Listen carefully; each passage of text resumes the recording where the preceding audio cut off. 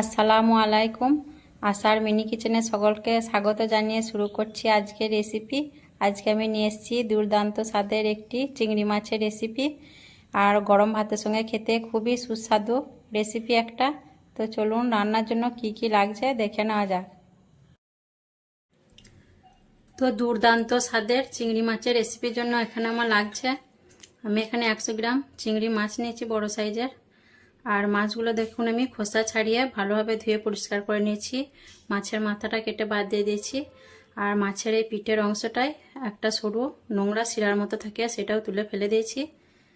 তো মাছটা আমি খুব ভালোভাবে পরিষ্কার করে নিয়েছি।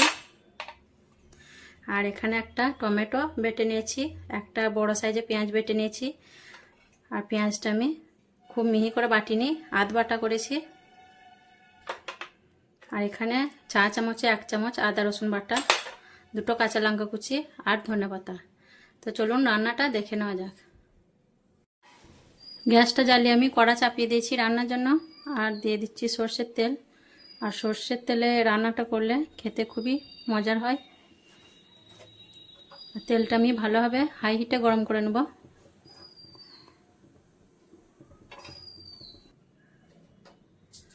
তেলের মধ্যে আমি সামান্য নুন দিয়ে দিচ্ছি, তাহলে তেলটা ছিটকে আসবে না।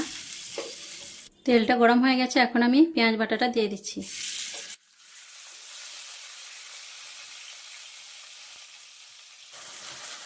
পেঁয়াজ বাটাটা আমি একটু নাড়াচাড়া করে নেব। আর এখন আমি গ্যাসের ফ্লেমটা একটু বাড়িয়ে দিলাম।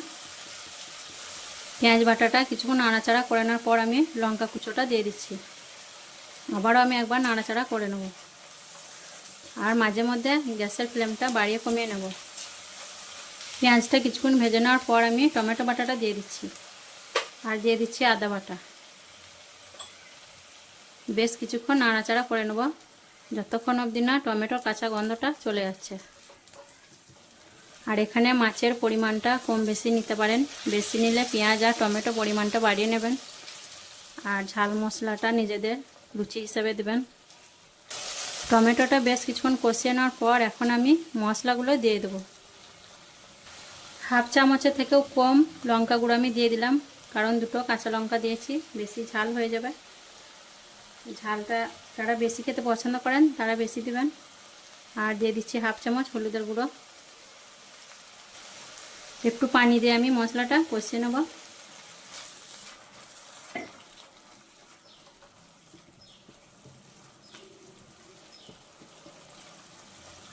আর নুনটা আমি এখন দিচ্ছি না, সামান্য নুন তেলে দিয়েছিলাম। নুনটা আমি পরে আবার লাগলে দেব। আর মশলাটা খুব ভালোভাবে কষিয়ে নেব, যাতে পেঁয়াজ আর টমেটোর গন্ধটা না থাকে। দিয়ে দিলাম হাফ চামচেরও কম ভাজা জিরে গুঁড়ো। আর দিয়ে দিচ্ছি হাফ চামচেরও কম ভাজা ধনে গুঁড়ো। মশলাগুলো আমি খুব ভালোভাবে কষিয়ে নেব। আর মশলাটা কষানোর সময় আমি দিয়ে দিচ্ছি সামান্য কটা চিনি, এতে করে মশলার স্বাদটা ব্যালেন্স হবে। আর এইভাবে চিংড়ি মাছটা রান্না করলে খেতে খুবই ভালো লাগে। আর গরম ভাতের সঙ্গে তো খেলে খুবই ভালো লাগে। আর সঙ্গে কিছুই লাগবে না, শুধু এই তরকারি দিয়েই ভাতটা খাওয়া যাবে। যারা চিংড়ি মাছ খেতে পছন্দ করেন অবশ্যই একবার এভাবে বানিয়ে নেবেন, দেখবেন খুবই দুর্দান্ত স্বাদের একটি রেসিপি। মশলাটা আমি বেশ কিছুক্ষণ কষিয়ে নিলাম, আর মশলা থেকে তেল ছেড়ে বেরিয়ে এসছে।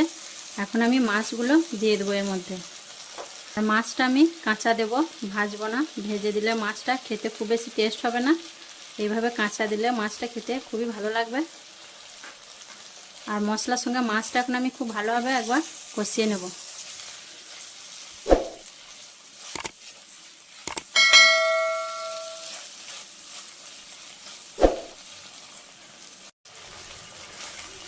তো মাছটা আমি মশলার সঙ্গে খুব ভালোভাবে কষিয়ে নিয়েছি, আর তেল ছেড়েও বেরিয়ে এসছে। এখন আমি অল্প পানি দিয়ে দেব, তাহলে মাছের ভিতরে নুন মশলাটা ভালোভাবে ঢুকে যাবে।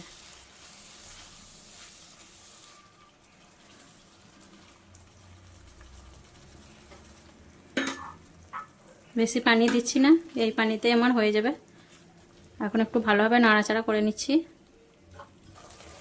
এখন আমি এটা 3-4 মিনিট মতো রান্না করে নেব।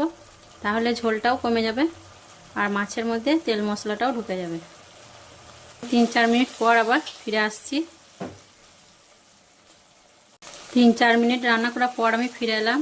আর দেখুন রান্নাটার মধ্যে ঝোলটাও টেনে গেছে আর তেল ছেড়ে বেরিয়ে এসছে আর রান্নাটা আমার হয়ে এসছে। এখন আমি কেটে রাখা ধনেপাতাটা দিয়ে দেবো।